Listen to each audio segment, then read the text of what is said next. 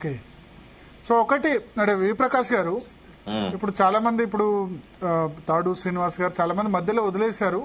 అంటే మధ్యలో అంటే మొన్ననే వెళ్ళిపోయిన వాళ్ళు ఉన్నారు, విజయ రామారావు లాంటి వాళ్ళు ఉన్నారు.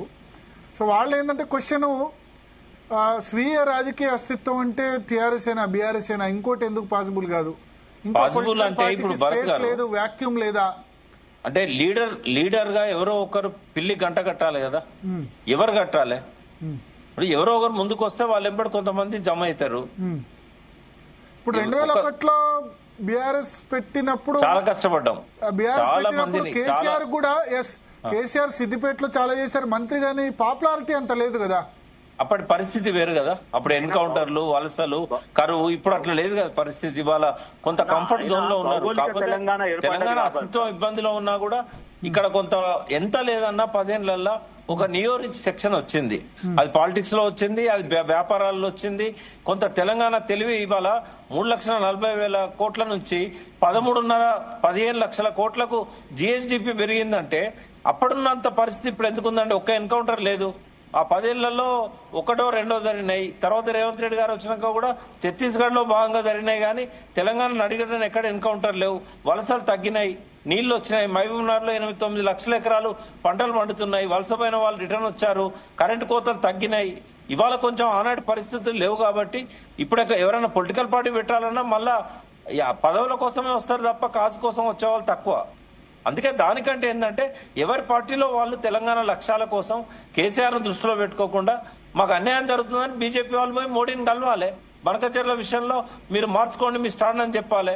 అట్లా కాంగ్రెస్ వాళ్ళు రేవంత్ రెడ్డి దగ్గర పోయి మీరు ఇట్లా ఈ రకంగా మాట్లాడడం బాగాలేదు, మీరు తెలంగాణ ప్రయోజనాలను తాకట్టు పెట్టద్దని చెప్పాలి. మేడిగడ్డ రిపేర్ చేయమని చెప్పి అన్ని కమిటీలు చెప్పినాయి.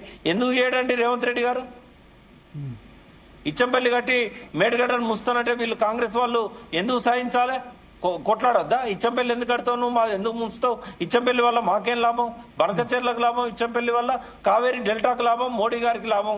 మాకేం లాభం? మా మేడిగడ్డను ఎందుకు ముంచాలని చెప్పి అడగాలి కదా.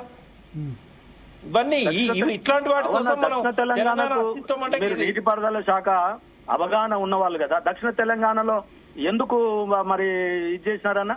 ఎందుకు చేసినాం అంటే అడిగిన కాబట్టి చెప్తా. ఇప్పుడు నువ్వే కాదు శ్రీనివాస్, అరగోపాల్ సార్ కూడా ఇట్లే మాట్లాడుతున్నాడు. అవి ఏంటంటే అనుమతి లేని ప్రాజెక్టులు. అవి అనుమతి లేని ప్రాజెక్టులకు లోన్లు ఇవ్వరు ఎవరు. అయినా కూడా 35,000 కోట్లు బడ్జెట్ నుంచి తీసుకొని రిజర్వాయర్లన్నీ కంప్లీట్ చేసిండు. కేసీఆర్ కనుక కంటిన్యూ అయ్యి ఉంటే ఇంకొక 6 నెలల ట్రయల్ రన్ కూడా అయింది తెలుసా మీకు? పాలమూరు రంగారెడ్డి ట్రయల్ రన్ అయిందా లేదా భరత్ చెప్పండి. ఒక పంపు ట్రయల్ రన్ అయింది కదా. అయితే అది లోన్లు రావు, దానికి స్టేట్ బడ్జెట్ నుంచి ఇవ్వాలి. అందుకని కొంచెం స్లో అయింది తప్ప ఆయన వద్దనుకుంటే స్టేట్ బడ్జెట్ లోకి వెళ్ళి 35,000 కోట్లు ఎందుకు ఖర్చు చేస్తాడు చెప్పండి. ఇప్పుడు రేవంత్ రెడ్డి అనుమతి ఉన్నదే కదా, ఎస్ఎల్బిసి అనుమతి ఉన్నదే కదా, ఎస్ఎల్బిసి సొరంగం అనుమతి ఉన్నదే కదా. ఒకటి హైడ్రాలజీ అనుమతి లేకపోతే మనకు బ్యాంకులు లోన్లు ఇవ్వవు. గోదావరికి అనుమతి ఉన్నది, కృష్ణాకు లేవు. ఎస్ఎల్బిసి కూడా లేదు అనుమతి, ఉంది కదా. ఓన్లీ పర్యావరణ అనుమతి ఉన్నది. పర్యావరణ అనుమతి ఒక్కటే ఉంది, హైడ్రాలజీ అనుమతి లేదు. నేను అనేది ట్రిబ్యునల్ కేటాయింపులు ఉన్నాయి కదా అంటున్నా. లేవు లేవు లేవు అదే చెప్తున్నా మీకు. ఎస్ఎల్బిసికి ట్రిబ్యునల్ కేటాయింపులు లేవు. ఇప్పుడు తెలుగు గంగ దగ్గర నుంచి మొదలుపెట్టి రాయలసీమలో ఉన్న ప్రాజెక్టులు ఒక్కదానికి కూడా అనుమతులు లేవు తెలుసా మీకు? ఎన్టీ రామారావు మొదలుపెట్టిన తెలుగు గంగకు లేవు, చంద్రబాబు కట్టిన గాలేరు నగరికి కూడా లేవు. అట్లే మన ఎస్ఎల్బిసికి లేవు, పాలమూరు రంగారెడ్డికి లేవు, నెట్టెంపాడుకు లేవు, కల్వకుర్తికి లేవు, దేనికి అనుమతులు లేవు. సో మీరు అనేది ఏంటంటే ఇప్పుడు బీఆర్ఎస్ కి ఆల్టర్నేటివ్ లేదు. ఆల్టర్నేటివ్